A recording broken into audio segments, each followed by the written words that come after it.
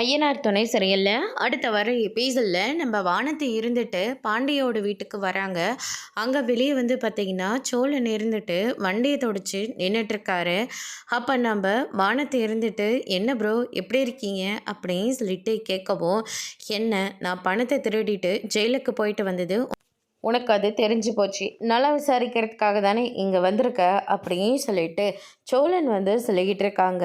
வானத்தை இருந்துட்டு ப்ரோ என்ன சொல்லிக்கிட்டு இருக்கீங்க, எனக்கு ஒன்றுமே புரியல. என்ன நீங்கள் பணத்தை திருடிட்டு போலீஸ் ஸ்டேஷனுக்கு போயிட்டு வந்தீங்களா அப்படின்னு சொல்லிட்டு வானத்தை வந்து ரொம்பவே ஷாக்கிங்காக கேட்குறாங்க. அதுக்கு அடுத்து தான் நம்ம பாண்டி நம்ம நீலா எல்லாருமே நின்று வேடிக்கை பார்த்துட்ருக்காங்க.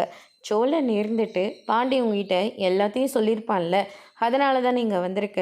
அவன் எதுவும் என்கிட்ட சொல்லவே இல்லையே, நீங்கள் தான் இப்போ நடந்த எல்லா விஷயத்தையும் சொல்லிக்கிட்டு இருக்கீங்க.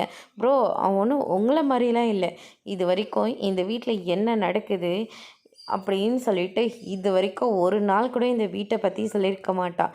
எனக்கே அன்னைக்கு உங்கள் கல்யாண விஷயத்த பேசும்போது தான் எனக்கு அந்த விஷயமே தெரிஞ்சுது. இது வரைக்கும் இந்த வீட்டில் நடக்க போகிறது எதுவுமே பாண்டி சொன்னதே இல்லை அப்படின்ற மாதிரி வானதி வந்து சொல்லிடுறாங்க. அதோடு இன்றைக்கான ப்ரமோ முடிச்சிருக்காங்க. இனி ஐயனார் துணையில் அடுத்தடுத்து என்னெல்லாம் நடக்க போகுதுன்றதை வெயிட் பண்ணி பார்க்கலாம். தேங்க்யூ.